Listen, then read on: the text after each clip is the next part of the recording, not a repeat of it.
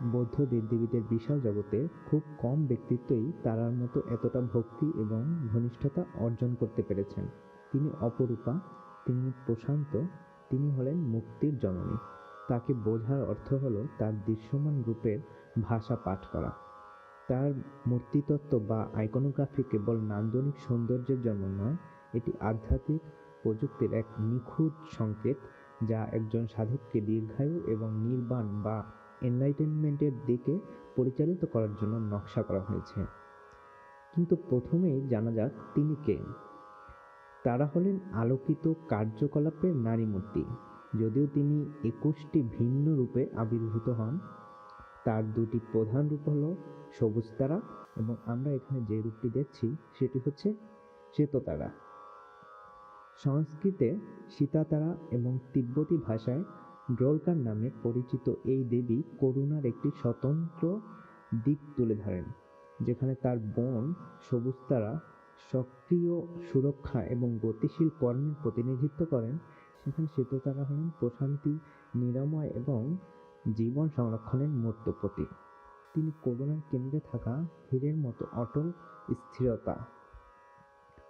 শ্বেততারার সবচেয়ে স্বতন্ত্র বৈশিষ্ট্য, যা তাকে অন্য সব দেবদেবী থেকে আলাদা করে, তা হলো তার 7টি চোখ বা সপ্তনয়ন। ভালো করে লক্ষ্য করুন, তার মুখে সাধারণ 2টি চোখ, কপালে একটি তৃতীয় নেত্র এবং সবচেয়ে অন্যভাবে প্রতিটি হাতের তালু এবং পায়ের পাতায় একটি করে চোখ রয়েছে। এই সপ্তনয়ন বা 7টি চোখ একটি শক্তিশালী প্রতীক। তার মুখের চোখ দুটি প্রত্যক্ষ জগতের দুঃখ কষ্ট দেখে, তৃতীয় নেত্রটি আধ্যাত্মিক বাস্তবতা দর্শন করে, আর তার হাত ও পায়ের চোখগুলি নির্দেশ করে যে তার করুণা সক্রিয় এবং সর্বব্যাপী। তিনি তার হাত দিয়ে করা প্রতিটি কাজে এবং পা দিয়ে ফেলা প্রতিটি পদক্ষেপে দুঃখ কষ্ট দেখতে পান। তিনি হলেন জীবনী শক্তির অতন্দ্র প্রহরী। এবার তার বসার ভঙ্গিটি লক্ষ্য করুন। সবুজ তারাকে যেমন প্রায়শই উঠে দাঁড়ানোর জন্য প্রস্তুত একটি শিথিল ভঙ্গিতে দেখা যায়, তার বিপরীতে শ্বেততারাকে প্রায় সবসময়ই পরম স্থিরতার অবস্থায় দেখা যায়। এটি হলো পদ্মাসন।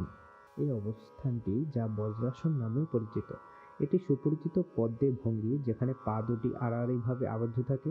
এই ত্রিভুজাকার ভিত্তিটি অপরিমেয় স্থিতিশীলতা এবং পরম ভারসাম্যের প্রতিনিধিত্ব করে। নিজের শরীরকে এই ফর্মে আবদ্ধ করে তিনি এটাই বোঝান যে তার শান্তিপূর্ণ প্রকৃতি অবিচল। তিনি মৃত্যুহীন সমতার এমন এক স্তরে প্রথিত যা কখনো টলে না। সবশেষে আমরা তার হাতের দিকে তাকাই। তার ডান হাতটি হাঁটুর উপর দিয়ে নিচের দিকে প্রসারিত এবং হাতের তালু বাইরের দিকে ফেরানো। এটি হলো বরদ মুদ্রা। মূর্তিশিল্পে এটি হলো দানের ভঙ্গি বা সকল ইচ্ছা পূরণের প্রতীক। নিরাময় প্রার্থী একজন ভক্তের জন্য এটি একটি সরাসরি প্রতিশ্রুতি। তারা নিঃশর্তভাবে এবং অবাধে জীবনী শক্তি প্রদান করেন। তিনি মূলত সময় দান করেন, জীবনের ব্যক্তি বা আয়ু বৃদ্ধি করেন, যাতে সাধক ধর্ম অনুশীলনের জন্য আরও বেশি সুযোগ পান। তার বাম হাতটি হৃদয়ের উচ্চতায় ধরা থাকে। লক্ষ্য করুন কিভাবে বুড়ো আঙুল এবং অনামিকা স্পর্শ করে একটি বৃত্ত তৈরি করেছে। এটি হলো বিতর্ক বা জ্ঞান মুদ্রা। এই বৃত্তটি ধর্মচক্র বা আইনের চাকার প্রতিনিধিত্ব করে।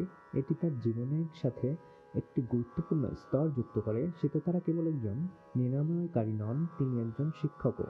এই ভঙ্গিতে পদ্মটি ধরে রেখে তিনি ইঙ্গিত দেন যে অমরত্বের গোপন রহস্য কেবল জাদু নয়, বরং সত্যের উপলব্ধি। স্থিতিশীলতার জন্য একটি আবদ্ধ ভঙ্গি, সর্বজ্ঞতার জন্য 7টি চোখ এবং এমন 2টি হাত যা একই সাথে সময় এবং প্রজ্ঞা উপহার দেন। এটি হলো শ্বেততারার মূর্তিতত্ত্ব, সেই নির্মল শ্বেত আলো যা নশ্বরতার উদ্বেগ বা মৃত্যুর ভয়কে নিরাময় করে।